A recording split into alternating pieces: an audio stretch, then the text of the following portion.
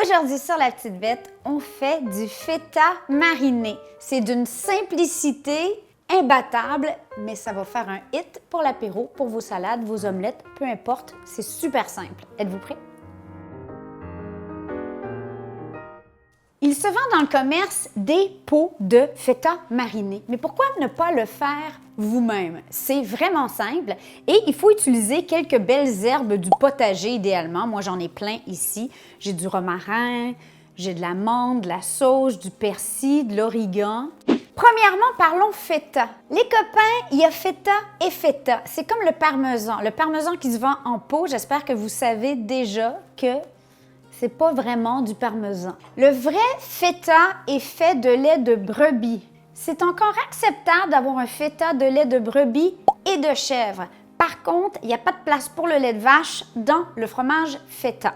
Donc moi ici, j'ai un brebis et chèvre qui sont bien s'entendre. En fait, je l'aime beaucoup. J'en ai toujours au frigo, ça fait partie de mes must parce que du feta, ça se conserve vraiment longtemps. Et ce qu'on va faire, c'est qu'on va simplement le couper en beaux cubes. Un demi-citron ou un citron si vous aimez beaucoup zesté, donc le zeste en fait du citron. Pour l'occasion, je pense qu'on va faire un romarin, origan, persil et sauge. Cela étant dit, vous choisissez les herbes qui vous plaisent. Vous pouvez prendre même des herbes séchées à la limite, sauf le persil. Le persil sec, je l'ai dit dans la dernière vidéo de Médisé, là, je ne sais pas quand, mais c'est sans intérêt. On va juste simplement hacher grossièrement parce qu'en fait, on veut les voir, les herbes. C'est beau, vous allez voir dans le pot, là. Voilà. Et la sauge.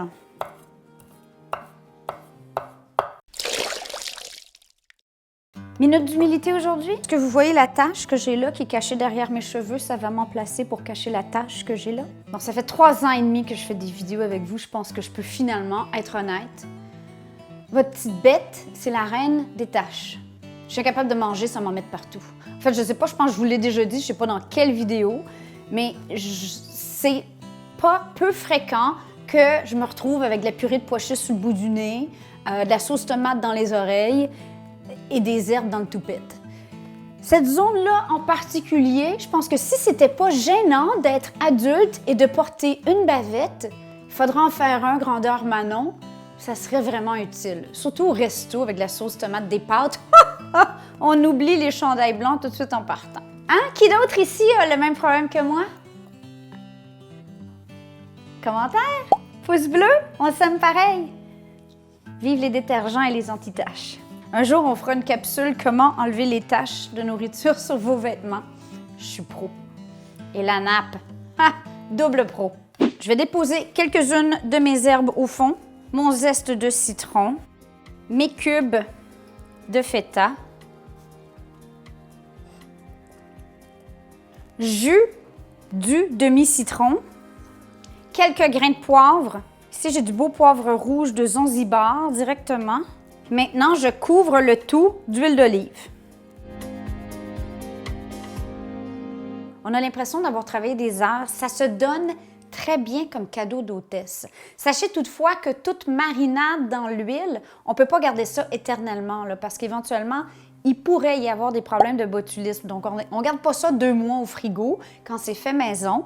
En dedans de 8 heures, même à la limite 4, ça va être prêt déjà à déguster. C'est bon au moins une semaine, sans aucun souci, probablement 2, mais bon, je ne travaille pas pour le département d'inspection du gouvernement canadien.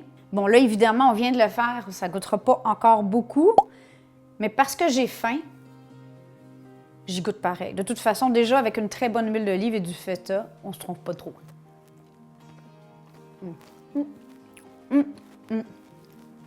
C'est très bon. Il faut que ça marine encore. Alors, j'espère que vous allez l'essayer. Un Médisé de plus dans votre valise à idées. Je vous aime. Bye!